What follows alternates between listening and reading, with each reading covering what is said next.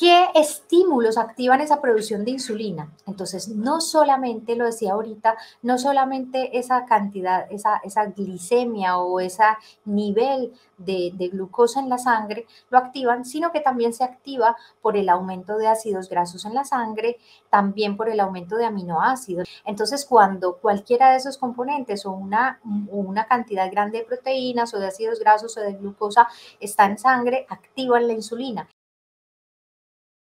Vamos a hablar hoy sobre la resistencia a la insulina, sobre cómo es la gestación de una diabetes tipo 2 sobre todo, que es la que se puede o la que puede ocurrir cuando no es una causa genética, cuando no es una diabetes temprana, sino que es una diabetes que generamos con el tiempo. Entonces, para hablar de todo esto, vamos a entender, aclarar los términos, aclarar qué es la resistencia a la insulina y para eso vamos a entender primero qué es y cómo funciona la insulina. La insulina es una hormona producida por el páncreas.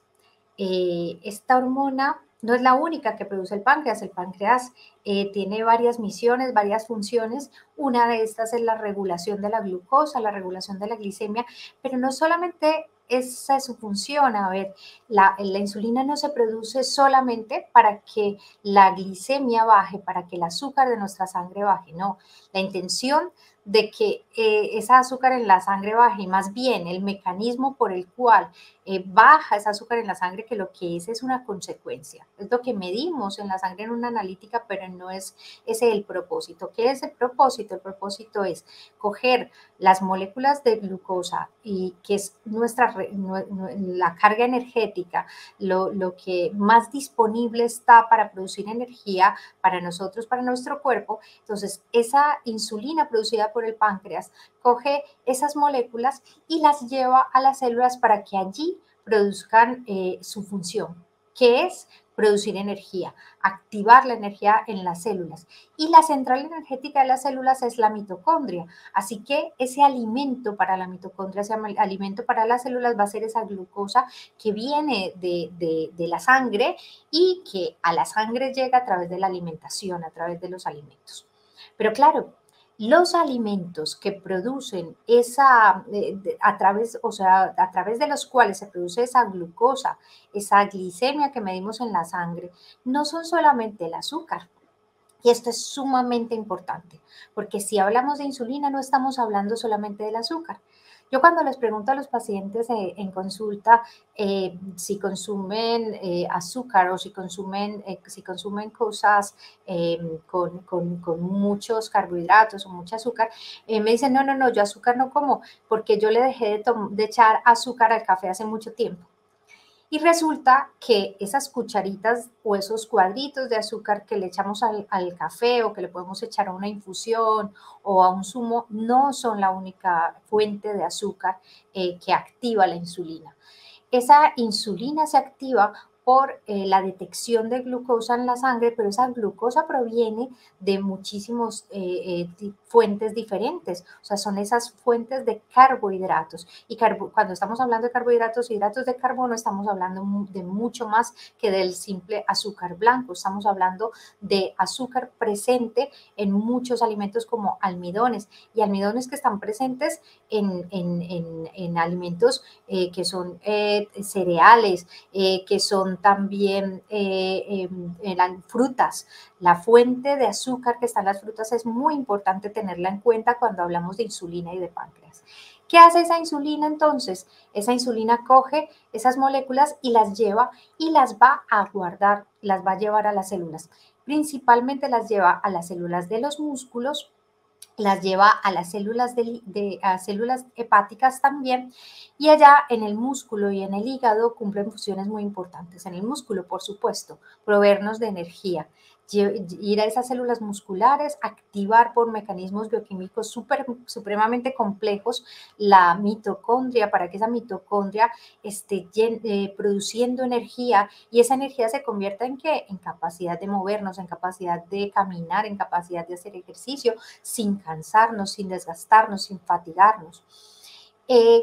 Cuando esa azúcar que llega a esas células, la más rápida, la que es fuente de esa energía rápida, ya está cumpliendo su función y está proveyéndonos de esa energía necesaria para funcionar. Ya empieza entonces la insulina a hacer acopio de reservas. Y es que el organismo es sumamente inteligente. Entonces, él no solamente se ocupa de que siempre tengamos la energía necesaria para estar haciendo todas las funciones y todo el movimiento, no solo movimiento afuera, o sea, movimiento muscular, sino también el movimiento de todas las cosas que se están moviendo adentro de nosotros constantemente, endocrinas, metabólicas, neurotransmisores, todo lo que se está moviendo a nivel neuronal también necesitamos energía para que todas las neuronas estén cumpliendo sus funciones constantemente. Entonces, esa energía disponible depende de que esa insulina lleve esa fuente de energía a cada una de las células. Y además, esa insulina va a hacer acopio de reservas para que cuando no haya esa energía inmediata a través de esas fuentes, entonces nosotros tengamos reservas suficientes para poder seguir funcionando, para poder seguir teniendo esa energía. Por eso esas reservas se pueden guardar en el músculo, se pueden guardar en el hígado y cuando ya tenemos demasiada fuente de esa nutrición energética, demasiados carbohidratos, demasiados hidratos de carbono que hemos consumido, entonces ya esas reservas que van quedando se van yendo para dónde? Para el tejido graso. Por eso entonces el músculo, el hígado, el tejido graso tienen receptores para esa insulina. Receptores, entonces esas señalizadores que dicen, venga, aquí, insulina, actúa aquí. Pero ¿qué pasa? Que si esa insulina se está produciendo, por ejemplo, en grandes picos, es decir, si nosotros estamos forzando a que esa insulina salga en grandes cantidades, en grandes picos, entonces esa insulina va a empezar a activar esos receptores y los activa tanto, tanto, tanto, tanto, tanto, que en un momento dado ellos empiezan a dejar de funcionar de manera tan óptima como funcionaban al principio.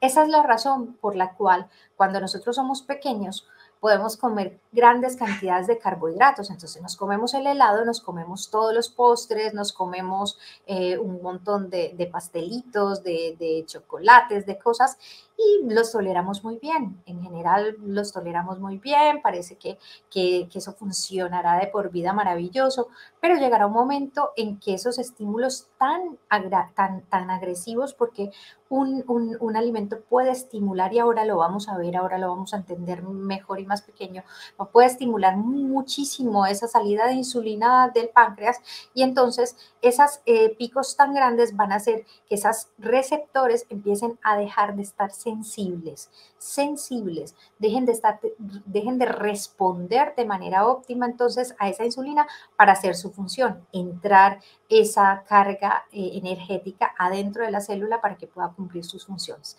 Entonces ahí se habla de que se disminuye la sensibilidad y por eso esa disminución de la sensibilidad es lo que llamamos la resistencia.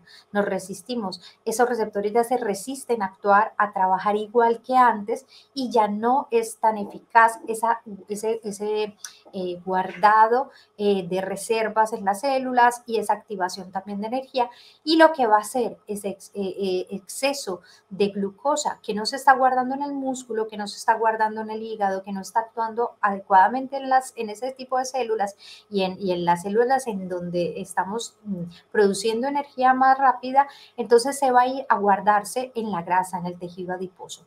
Y empezamos a acumular tejido graso y empezamos a acumular en ese tejido graso ácidos grasos y vamos a ver más tarde lo que pasa en ese tejido graso porque es muy importante. Resulta que el páncreas cumple esa función de activar la energía y de que tengamos esas reservas energéticas, no solamente a través de la insulina, sino que también tiene otras hormonas. Una de esas es la hormona contrarreguladora de la insulina, es decir, la insulina hace que esa glucosa vaya a las células. Pero tenemos también la contrapartida, la contrarreguladora, que hace cuando esa glucosa no está tan alta en sangre, es decir, no tenemos suficientes hidratos de carbono, no tenemos suficiente energía disponible, porque puede haber otras fuentes de energía y las hay, otras fuentes de energía disponible en la sangre. Pues cuando no tenemos suficientes en la sangre, entonces el páncreas lo que va a secretar es esa otra hormona, esa contrarreguladora que es el glucagón. ¿El glucagón qué va a hacer? Ir a por esas reservas, a por eso que tenemos guardado, a por eso que tenemos ahí metido para tirar de él y sacar la energía de ahí. Entonces ahí es cuando ese glucagón se activa y nosotros podemos tirar de las reservas que tenemos en el músculo, que tenemos en el hígado guardados para producir energía a partir de ahí. Si no hay suficiente energía guardada ahí, si no hay suficientes reservas guardadas ahí, entonces tendremos que empezar a sacar energía de otro sitio, tendremos que empezar a ir a otras fuentes de energía. Entonces, ese es el mecanismo por el cual siempre tenemos regulado el nivel de glucosa en la sangre y también el nivel de glucosa funcionando en todas las células y en todos nuestros tejidos, produciendo su función, que es produciendo energía. ¿Qué estímulos activan esa producción de insulina? Entonces, no solamente, lo decía ahorita, no solamente esa cantidad, esa glicemia o ese nivel de glucosa en la sangre lo activan, sino que también se activa por el aumento de ácidos grasos en la sangre, también por el aumento de aminoácidos. Los aminoácidos son la partícula fundamental, las porciones fundamentales de las proteínas. Entonces, cuando cualquiera de esos componentes o una cantidad grande de proteínas o de ácidos grasos o de glucosa está en sangre, activan la insulina. En mayor medida la empujan y la activa la glucosa, pero las otras también la activan. También se activa por muchos otros estímulos, como por ejemplo el cortisol. El exceso de cortisol, un exceso de cortisol, es decir, un exceso de estrés puede activar también muchísimo la función de la insulina. ¿Y por qué? Porque cuando tenemos estrés el cuerpo interpreta que necesitamos energía porque estamos en peligro, porque estamos en alerta, porque tenemos una situación ante la cual tenemos que responder inmediatamente y eficazmente con mucha energía. Entonces se activa también la insulina para llevar esa glucosa a donde puede actuar.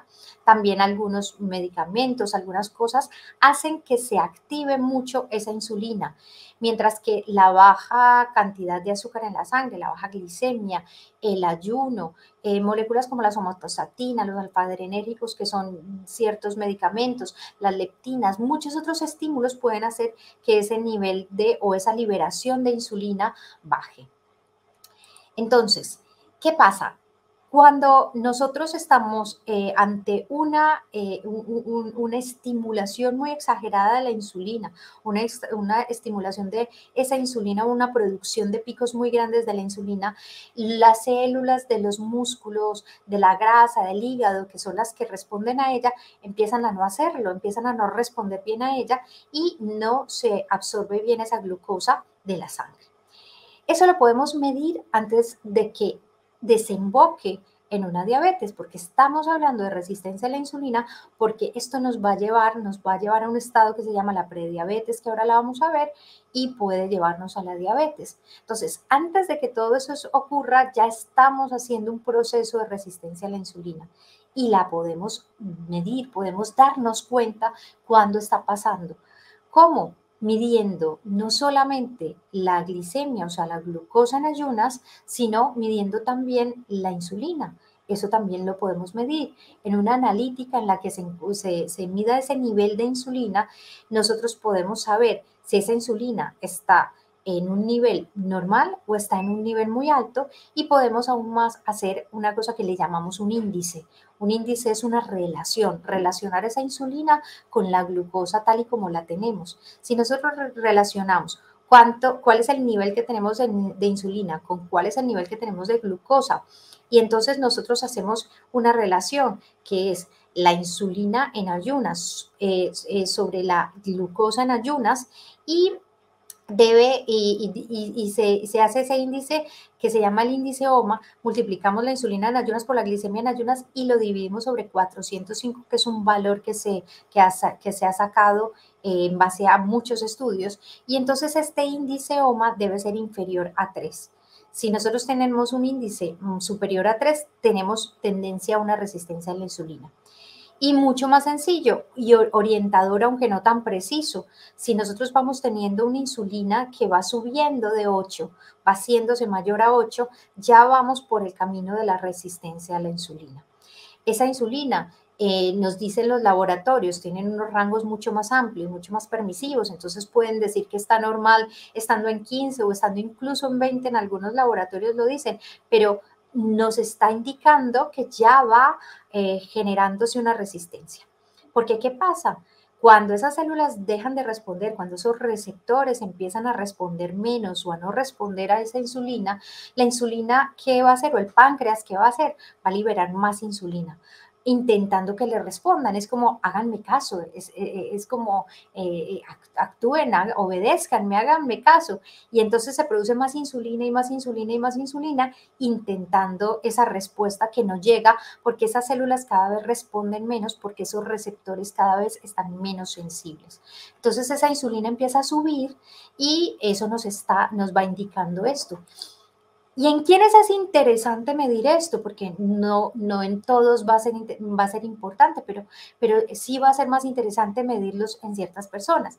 Si tú eres una persona que ha comido muchísimos dulces a lo largo de tu vida, es decir, tienes mucha adicción a los postres, a los helados, al azúcar, has hecho que ese páncreas produzca la insulina en picos muy altos, en unas grandes descargas, y puede ser que esas células tuyas estén respondiendo menos a la insulina. También, si eres una persona que además de eso, además de comer tantos postres, tantos carbohidratos, tantos hidratos de carbono, que no necesariamente tienen que ser dulces. Hay personas que me dicen, a mí no me gusta el dulce, yo no como dulce, entonces no tengo ese problema. Pero si comes muchos hidratos de carbono en forma de harinas refinadas, por ejemplo, de panes, de pasteles, bollería, como le dicen en España y en muchas otras partes, estos pastelitos y todas las galletas, tantas cosas así, aunque no sean dulces, estos también, como dijimos ahora, son hidratos de carbono y también van a hacer que hagas picos de insulina. Pero si además de eso tú eres una persona que no hace mucho ejercicio, que no se mueve apenas, o que hace el movimiento que le exige su trabajo, su día a día, pero no hace un ejercicio como tal, entonces también tienes más posibilidades de que esto ocurra. Si tienes pérdida de masa muscular, es decir, los músculos están menos fuertes, están menos activos, están más flojos, más fofos, más flácidos. Esa pérdida de masa muscular también va a interferir en esto. ¿Por qué?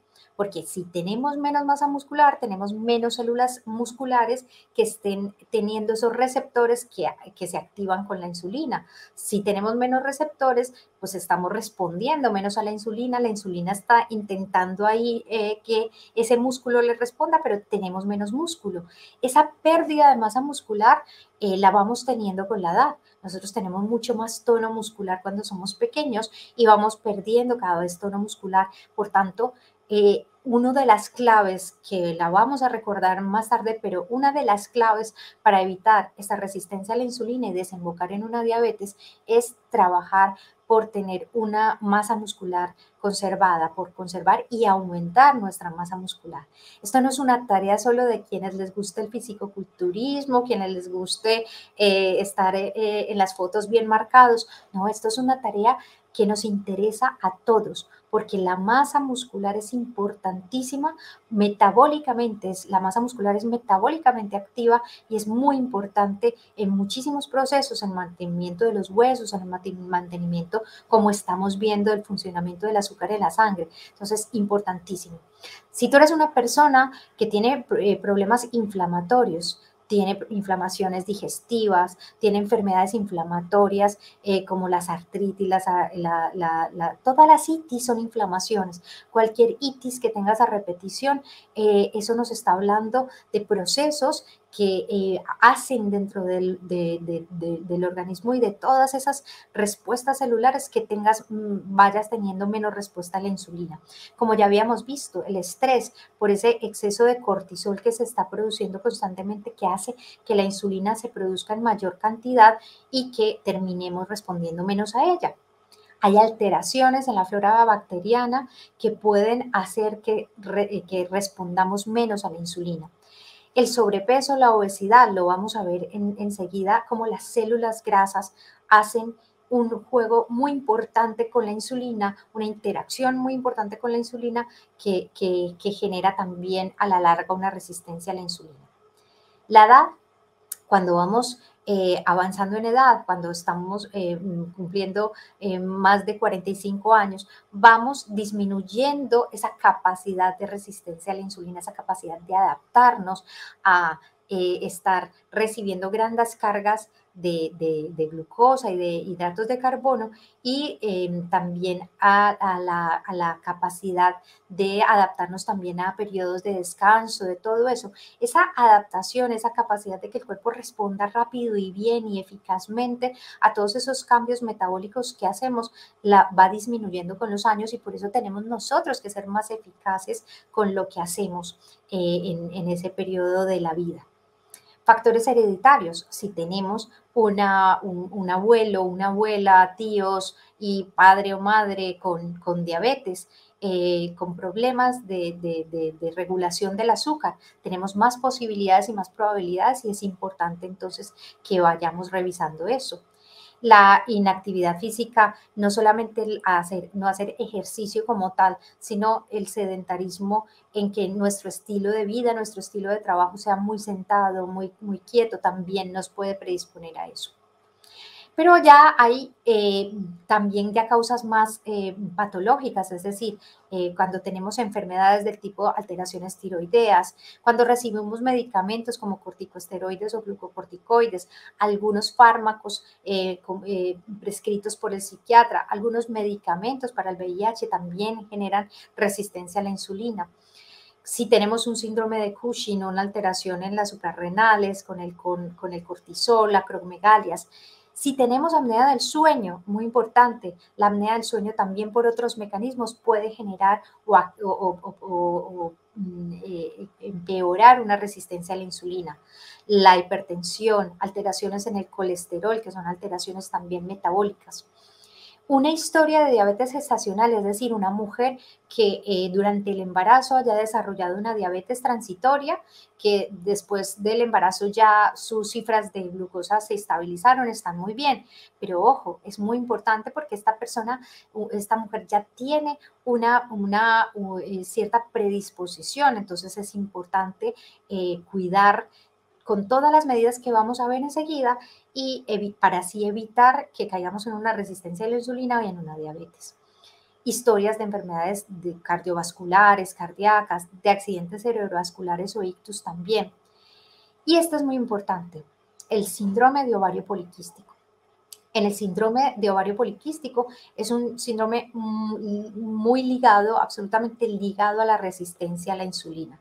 Entonces, cuando vemos una persona con ovario poliquístico, muchas veces ya empiezan a hacer esa carga de ácidos grasos a las células grasas, a las células, al tejido celular subcutáneo y acumular grasa. Entonces, una niña o una chica que empieza con aumento de peso que no corresponde a lo que come o que empieza también a comer acorde a lo que va acumulando, pero muchas veces tenemos niñas que están con una alimentación de la que siempre han traído y empiezan a acumular un montón de grasa en el cuerpo, vellitos en la cara, aumento de pelo en la cara y otros síntomas que hacen parte de ese síndrome de ovario poliquístico que cuando se diagnostica hay que poner mucha atención con estos niveles de azúcar y con esto que está ocurriendo paralelamente, que es la resistencia a la insulina.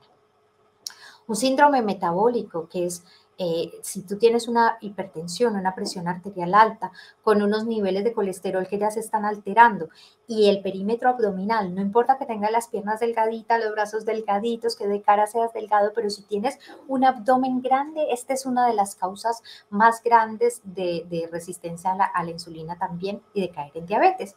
Y aquí tenemos las células adiposas, las células grasas, los adipocitos. Estas células grasas las traje aquí porque es muy importante saber que las células grasas no tienen una función solamente de acolcharnos, de que estemos acolchaditos, que tengamos curvas o no, o que incluso acumulemos un montón de grasa ahí y las odiemos y queramos que no hayan células grasas.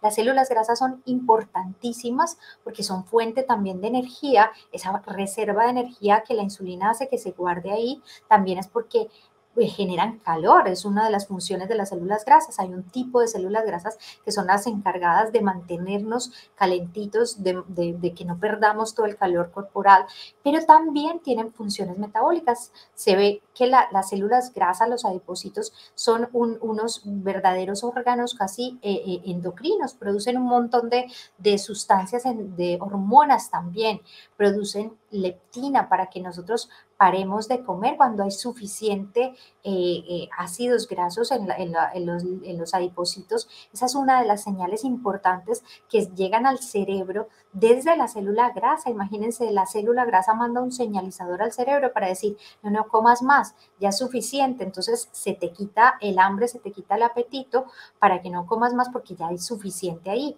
Entonces esa es la leptina, tenemos la apelina, pero también tenemos la adiponectina, un montón de funciones maravillosas, importantísimas de esa célula grasa, pero también tenemos factores inflamatorios que se producen ahí en las células grasas, porque ellas también liberan lo que nosotros llamamos factores quimiotácticos o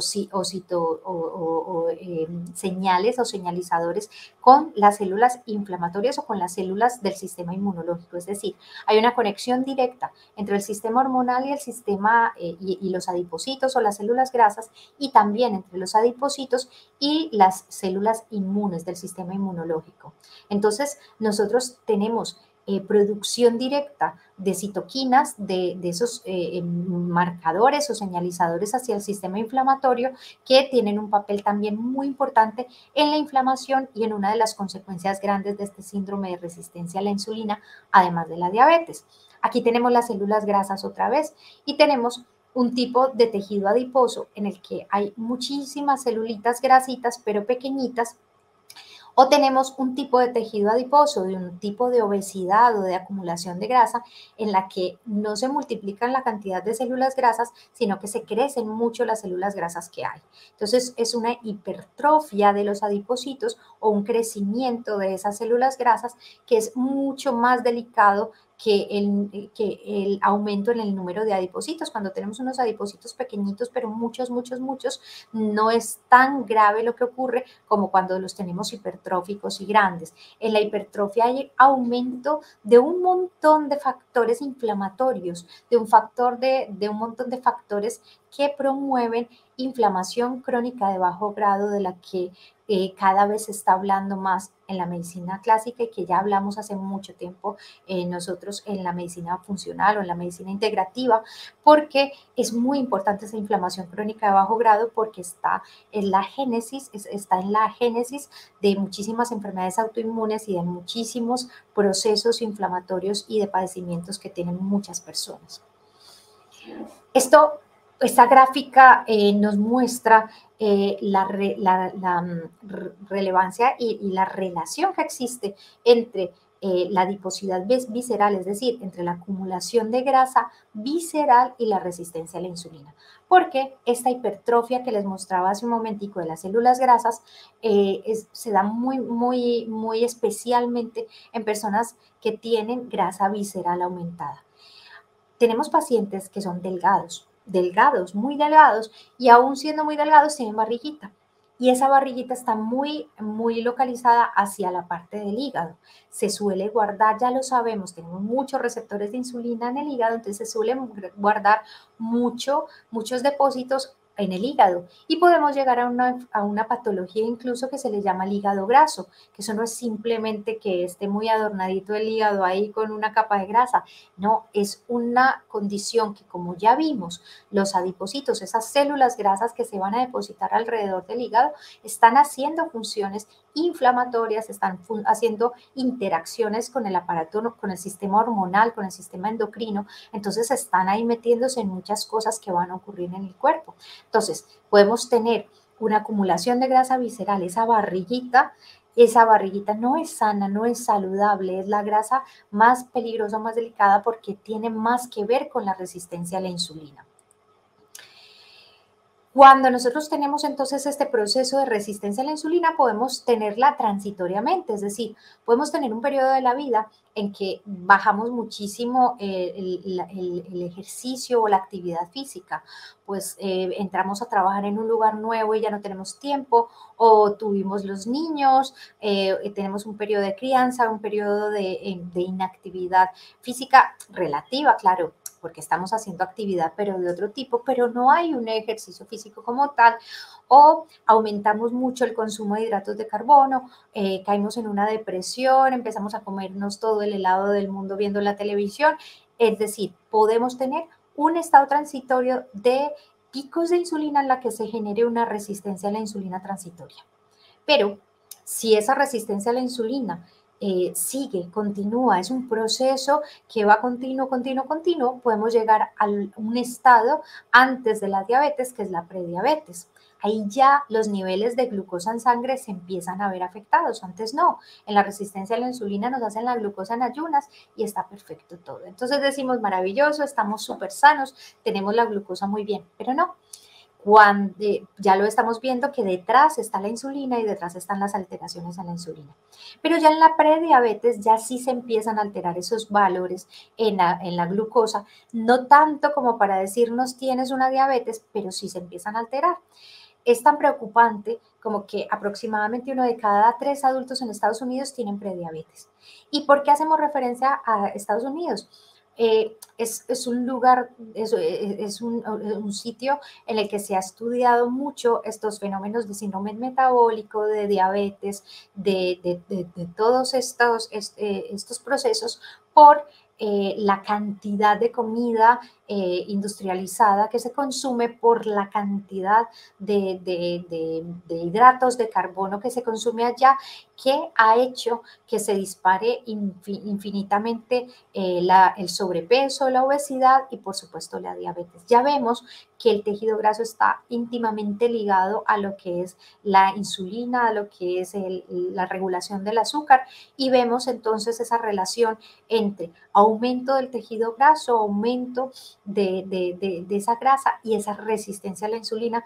Entonces, por eso es muy importante saber que antes de consumir tantas comidas precocinadas, de consumir tantos hidratos de carbono en las civilizaciones, en las civilizaciones y en los tiempos en los que se ha consumido más una dieta mucho más natural, una dieta de productos menos procesados, había menos incidencia de diabetes. Y estamos viendo ahora cómo estos picos se van disparando, y en los países en donde entra esa moda del consumo de comidas rápidas, esa moda de consumo de cantidades de hidratos de carbono, empezamos a tener diabetes en niños, que no es diabetes tipo 1, estamos viendo ya diabetes tipo 2. Cuando yo estudié en la universidad, la diabetes 2 era siempre diabetes, bueno, siempre no, pero era la mayoría de las veces era en adultos y no se veía prácticamente, era rarísimo ver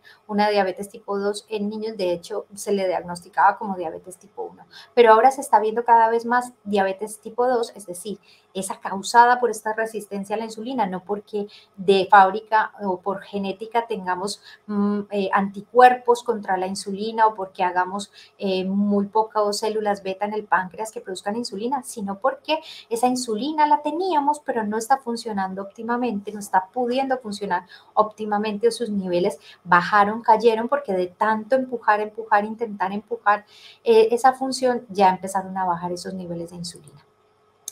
Entonces, Hay muchos marcadores de prediabetes. Uno es una glucosa en ayunas que no está más de 125, pero sí está entre 100 y 125. Entonces ya estamos viendo cómo hay un estado previo a la diabetes. También podemos medir un marcador que se llama la hemoglobina glicosilada, A1C. Ese hemoglobina glicosilada es un marcador que nos dice cómo ha estado la glucosa en los últimos tiempos, o sea, que cómo ha sido es como si midiéramos o tuviéramos ahí quien nos diga cómo ha estado esa glucosa, no solo hoy, sino los días anteriores, porque tenemos ahí marcadito eso, guardadito en la memoria del disco duro. Entonces podemos a través de esa ver cómo ha estado la glucosa, como el estándar de la glucosa.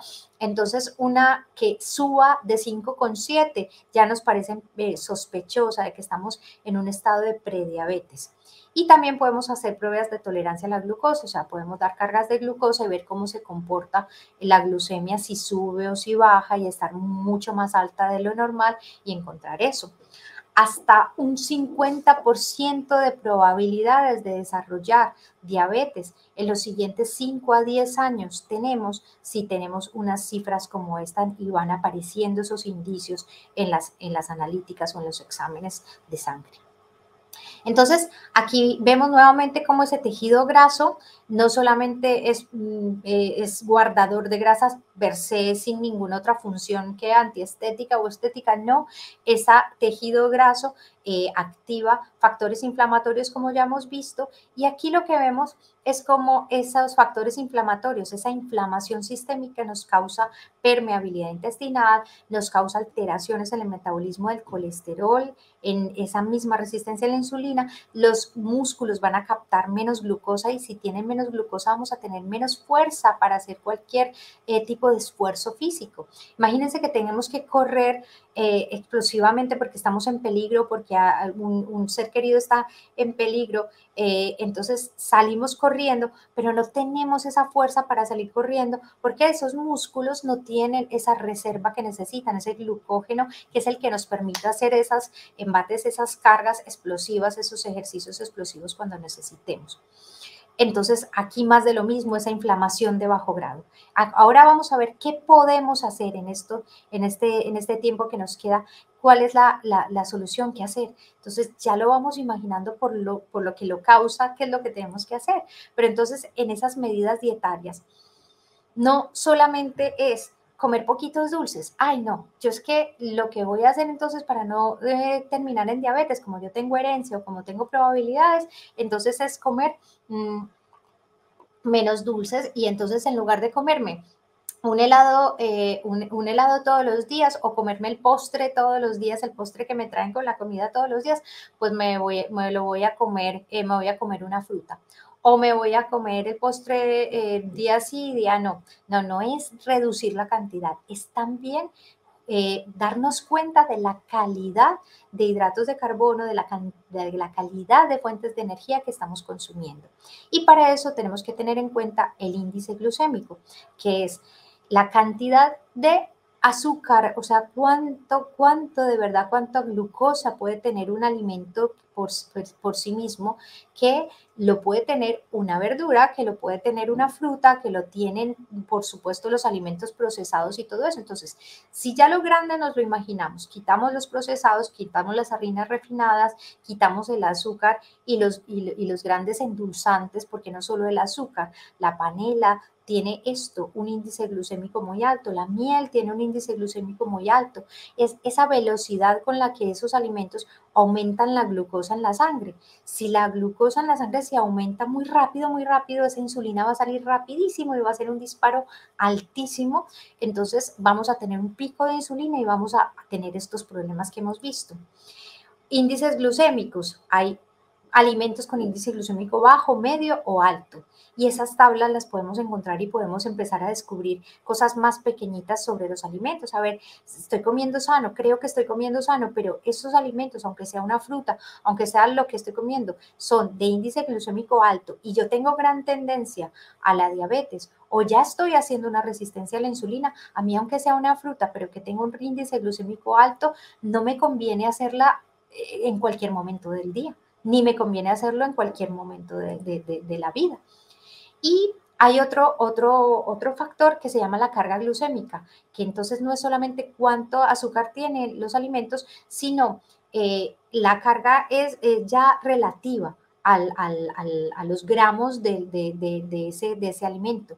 Y esto relativiza un poquito. Por ejemplo, la sandía tiene muchísima glucosa, fructosa, perdón, fructosa porque es el azúcar de la fruta, la fructosa, la sandía tiene muchísima. Entonces tiene un índice glucémico alto, 75, pero una ración pequeñita, una ración de 100 gramos, tiene poquito, hace un pico más bajito. Entonces, el pico, ese impulso que hace sobre la insulina es más bajito. Entonces, no es yo me como este trocito y dentro de media hora me tomo otro trocito de 100 gramos. No, no, es me tomo un trocito de 100 gramos y si tiene una carga glicémica baja, pues puede que pueda yo comerlo.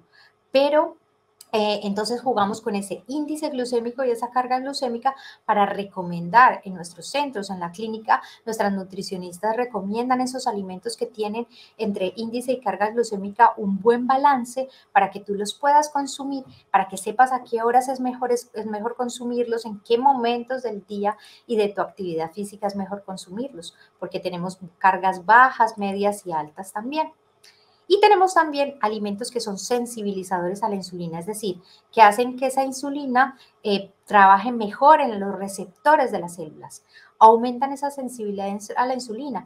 El vinagre de manzana, la canela, el extracto de melón amargo, por ejemplo, usándolos 5 minutos antes de esa comida, también sensibilizan a los receptores a la insulina.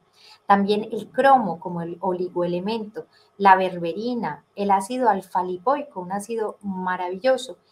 Minerales, si no tenemos buenos minerales, si no tenemos buena cantidad de sodio, de potasio, hay gente que está muy desmineralizada, entonces necesitamos en las hortalizas o en el agua de mar, hay minerales esenciales que nos estabilizan y nos hacen más sensibles a la insulina. ¿Quiénes mejoran los receptores? Las omegas 3 y esos están en las nueces, en los pescados azules, en el aguacate, en las aceitunas, en el aceite. Ojo, los pescados azules, ojalá no estos grandes y ojalá si son estos grandes sean ecológicos, que no estén cargados de metales pesados, por supuesto. Medidas dietarias para disminuir esa resistencia a la insulina, activar periodos de ayuno, los semiayunos terapéuticos o hacer ese semiayuno del que nos hablan nuestras nutricionistas y también tienen videos maravillosos sobre estos semiayunos que podemos introducir dentro de la dieta, dentro del día a día sin peligro, bien acompañados, porque haciendo cosas como retrasando el desayuno 2 o 3 horas hasta la primera ingesta sólida y, por ejemplo, hacer algo de caminatas por la mañana antes de esa primera ingesta sólida, podemos bajar la hiperglucemia matutina cuando nos levantamos con un nivel de azúcar alto. Ojo, esto no aplica para las personas que se levantan en hipoglicemia. Y esto es muy importante. Si ya estás en un estado de diabetes, si ya estás en un estado de resistencia a la insulina, donde haces periodos de hipoglicemia, hay que asesorarse para hacer este tipo de cosas. Pero una persona sana, estos semiayunos con caminatas vienen muy bien. Esto nos activa una cosa que se llama la flexibilidad metabólica, que es la capacidad de usar diferentes sustratos para producir energía. Nosotros no solamente obtenemos energía a través de los carbohidratos, obtenemos energía también a partir de las grasas. Entonces, que nuestro cuerpo no solamente obtenga esa energía de esos carbohidratos rápidos y nos acostumbremos a que estemos bajitos de energía solamente cuando no comemos algún dulce. Pero es que fíjense lo paradójico. Nosotros nos comemos un dulce, nos comemos un postre o nos comemos un pastel relleno de chocolate. Y entonces nos comemos y porque necesitamos energía, necesitamos fuerza.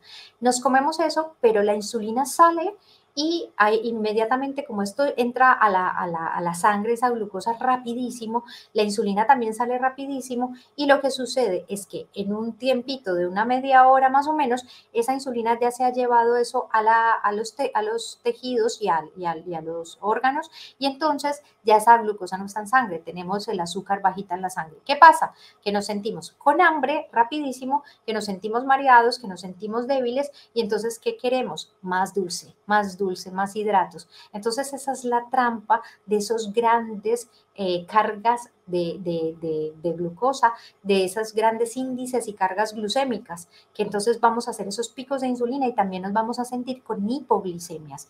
Entonces, la flexibilidad metabólica es permitirnos hacer unos alimentos, una alimentación basada en que tengamos unos niveles de glucosa que sean más estables, que sean más bajos, que no sean esos grandes picos, que comamos con un índice y una carga glucémica media, baja, para que no hagamos esos grandes picos y esas desestabilizaciones en las que tengamos hipoglicemias, hiperglicemias, hambre, necesidad de comer más y estemos más estables.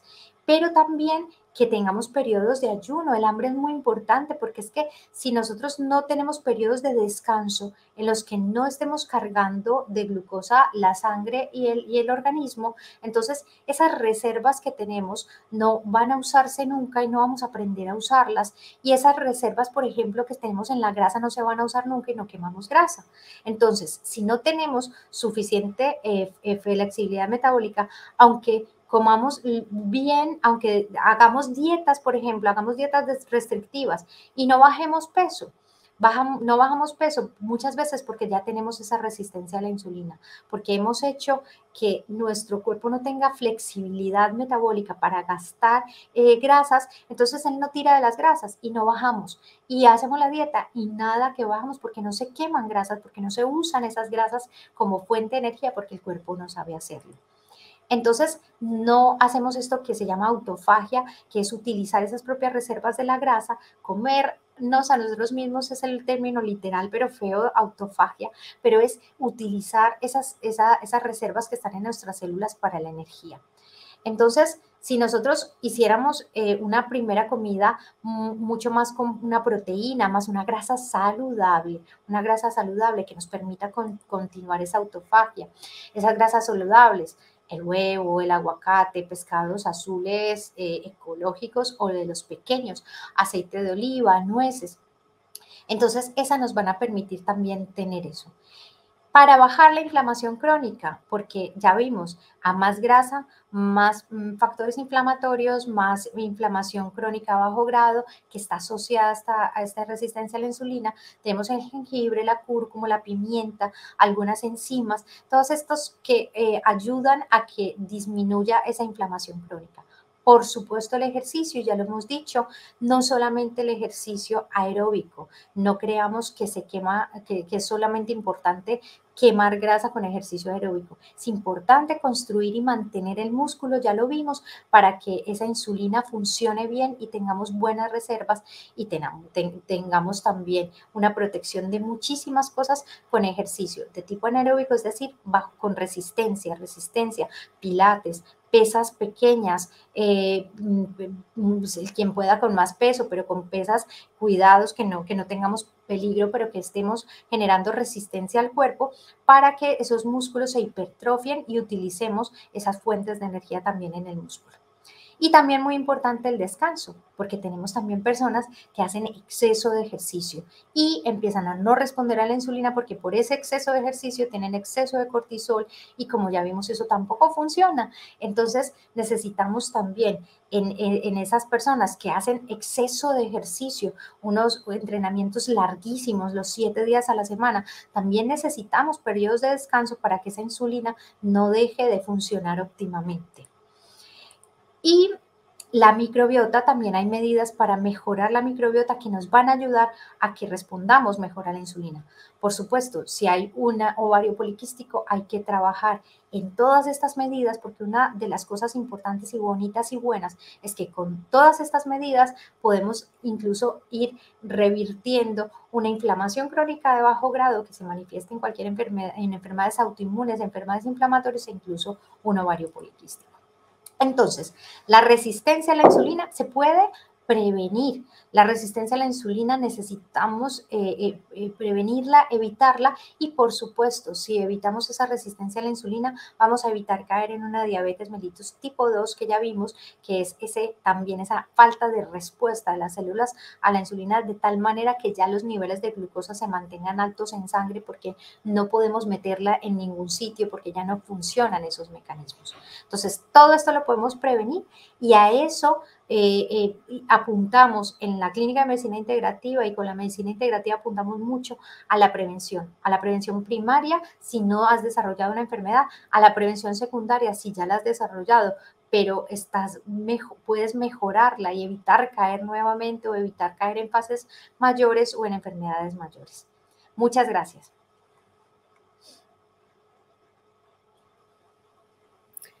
Gracias, Pilar. Bueno, preciosa la presentación. Gracias por tu tiempo. Mira, hay una pregunta de Mari Carmen que dice, ¿hay algún... O sea, la diabetes se diagnostica por pruebas de laboratorio, ¿no?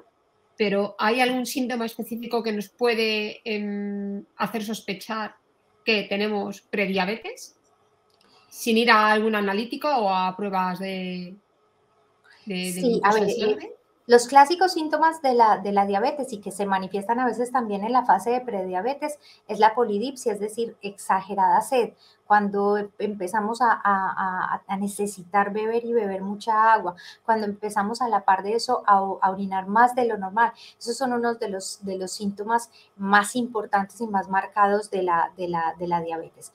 Pero en la prediabetes y en la resistencia a la insulina ya vamos viendo cosas que nos van orientando cuando, por ejemplo, estamos con la dificultad para perder grasa. Esa es una de las cosas muy importantes. Ojo, claro, dificultad para perder grasa si yo ya estoy reduciendo la cantidad de hidratos de carbono en la dieta, si estoy haciendo ejercicio, estoy haciendo todo muy bien, por supuesto, pero a pesar de eso no bajan las células grasas. Yo ya estoy sospechando que hay algo metabólico, está pasando algo en las hormonas y muy seguramente está ocurriendo ya una resistencia a la insulina y podemos ir hacia una diabetes. Entonces ese también es un signo. Otro signo, que nos empiecen a ocurrir oleadas de hipoglicemias. No es normal que tengamos hipoglicemias. Y ese es un síntoma de muchas otras cosas, no solamente de prediabetes o diabetes, pero también es importante observarlo porque también nos va orientando mucho. Yo en personas jóvenes que empiezan a hacer hipoglicemias, empiezo a ver que aquí hay alteraciones con la insulina o con la respuesta a insulina y esas personas son muy, muy sospechosas de poder llegar, si mantienen una dieta inadecuada, inapropiada, si mantienen un nivel de ejercicio físico que no es óptimo, pueden llegar mucho más fácil a eso. Entonces también en estas personas que sufren esos picos de hambre, que no son capaces de aguantar 3 horas sin comer porque necesitan estar comiendo más, o se marean o se caen o tienen una lipotimia que no sea por hipotensión sino por hipoglicemia. En esas personas también sospechamos que van en una fase primaria, pero que puedan llegar allí. Entiendo que el deporte es importantísimo, sobre todo orientado a aumentar la masa muscular, porque el músculo realmente al final funciona como una esponja de glucosa, ¿no? Lo que hace es absorber esa glucosa y no dejarla en circulación. Pero también entiendo que cuando ya estás en una fase en la que hay una resistencia a la insulina y hay una mala regulación de glucosa, el paseo típico de después de comer o después de cenar es también importante, ¿no? Aparte de este deporte un poco más intenso, ¿no? Todo el movimiento que hagamos es importante y suma. Y eso, y no importa que sea una caminata o que sea un ejercicio más intenso, hay que hacerlo. Es mejor, es la forma, la única mala forma de hacer ejercicio es no hacerlo, o la peor forma más bien de hacer ejercicio es no hacerlo. Pero sí que es verdad, como dice Alicia, combinar ejercicio que es de tipo aeróbico, le llamamos de tipo aeróbico a todo lo que se realiza con oxígeno, con todavía oxígeno en la fibra muscular. Entonces las caminatas, los ejercicios cardiovasculares, todo lo de tipo cardiovascular, bailar. Yo recomiendo mucho a los pacientes bailar porque además de estar disfrutando, también están haciendo ese ejercicio aeróbico. Ese ejercicio es muy importante también para esa flexibilidad metabólica, pero aparte de eso, unos días a la semana, hacer un ejercicio que involucre la masa muscular y mantener la masa muscular. Entonces vamos desde eso, desde incluso las mancuernas. Yo tengo pacientes muy mayores que han empezado por primera vez en la vida a usar un peso pequeño en mancuernas, hacer unos ejercicios muy suaves, un tiempo que no es muy largo, muy prolongado, y se notan los efectos, se notan muchísimo los efectos en la masa muscular. Y cuando hay aumento de la masa muscular, porque se puede aumentar la masa muscular aún en la edad adulta y muy adulta, personas mayores de 70 años decimos que no, pero sí pueden mantener y aumentar la masa muscular, y estas personas aumentan la masa ósea. Ojo, con la osteoporosis se puede empezar a trabajar también el hueso a través de esa ganancia de masa muscular. Va de la mano ligada con los nutrientes y con todo lo que hay que hacer además, aparte, por supuesto, para que se gane, pero la pérdida de masa muscular nos conlleva también pérdida de masa ósea. Ojo con eso. Mira, la última pregunta, Esperanza preguntaba por qué hay mediciones altas de glucosa matinal incluso con periodos de ayunas de 14 horas. Sí, lo veíamos precisamente con todo esto que les expliqué. Tenemos reservas de glucosa, tenemos glucosa guardada. Ahí hay en el cuerpo reservas de glucosa, y eso es un mecanismo maravilloso que tenemos para no morir. Claro, si no tenemos reservas de energía, podemos morir en cualquier momento. Entonces estamos preparados para el ayuno, y esos ayunos prolongados hacen que el cuerpo empiece a buscar reservas donde las tenga y a sacar esas reservas. Si tuviéramos una adecuada ingesta y un adecuado nivel de ejercicio, tendríamos una flexibilidad metabólica tal que empezaríamos a tirar no de glucosa guardada, sino de las grasas, a quemar grasas y a liberar esos depósitos grasos que tenemos, y a generar energía a partir de las grasas, que es una energía maravillosa porque nutre mucho las membranas celulares. Los fosfolípidos de membrana se nutren de esos tipos de ácidos grasos que se liberan ahí. El cerebro se nutre de esas, las células nerviosas se nutren de esos ácidos grasos que se liberan por ahí.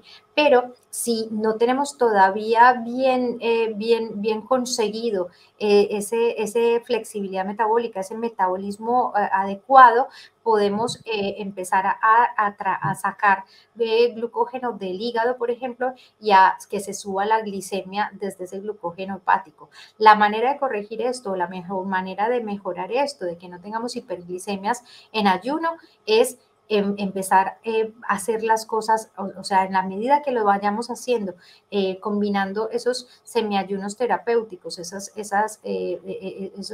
pequeños periodos de ayuno, con una adecuada alimentación en los periodos de no ayuno, con un adecuado nivel de ejercicio, no vas a tener hiperglicemias, no vas a tener niveles de azúcar altos en sangre, y sí vas a empezar a tirar de las grasas y a utilizar eficientemente esas grasas para producir energía. Entiendo que esta hiperglucemia que se provoca en ayunas, que obviamente se da sobre todo en diabéticos, tiene que ver también con el efecto amanecer, ¿no? El que después de periodos muy prolongados de ayuno, el cuerpo de alguna manera dota de un poco de glucosa al cuerpo para dotarle de energía para empezar a meter la maquinaria en movimiento al inicio de las horas matinales, ¿no? Cuando nos vamos a despertar. Sí, ya lo Y lo que veíamos. pasa es que cuando hay una resistencia a la insulina, esta pequeña fuerza dada por la glucosa no se puede controlar y se nos va de las manos, ¿no? Y eso después ya deriva en una hiperglucemia que se da sobre todo en la mañana, ¿no? Es lo que llaman fenómeno del alba, ¿no? O fenómeno del amanecer. Sí, sí, de hecho, esa es la función de las hormonas contrarreguladoras que veíamos al principio. El Desde la glucagón. GH, ¿no? La GH manda y empiezan a... pero Claro, que la función es dar un poco de glucosa para que nosotros nos podamos poner en movimiento, ¿no? Para que... ¿no? Claro, el cuerpo te cuida, te preserva Claro. y dice, cuidado, cuidado, vas a caer en hipoglicemia severa, vas a morir. Se activa el glucagón y el glucagón busca reservas de donde tiene. De hecho, uno de los rescates que hay para las hipoglicemias en pacientes diabéticos es aplicar glucagón. El glucagón se les aplica y va y busca glucosa donde la haya porque la hay y eleva el nivel de glucosa en sangre. Pero eso es una desregulación, ahí ya estamos hablando de un nivel patológico, de un nivel en el que ya no estamos regulando bien y entonces producimos una hiperglicemia, una subida de la glucosa en ayunas, que también con las medidas, con llevar bien la alimentación, con llevar muy bien la dieta y repito, no es cuestión de bajar de la cantidad de veces que comemos esos postres o esos dulces, no basta con eso, es comer esas galletas dulces que son harina blanca y azúcar en diabéticos, que porque eso es un poquito de glucosa que me va a ayudar a mantener la glucosa y a que no caiga en hipoglicemia. Es que no le estamos dando un carbohidrato óptimo. Si le diéramos un carbohidrato óptimo, si le diéramos una fuente de energía óptima con un índice y una carga glucémica media, baja, también mantendríamos el azúcar, pero la mantendríamos la glicemia,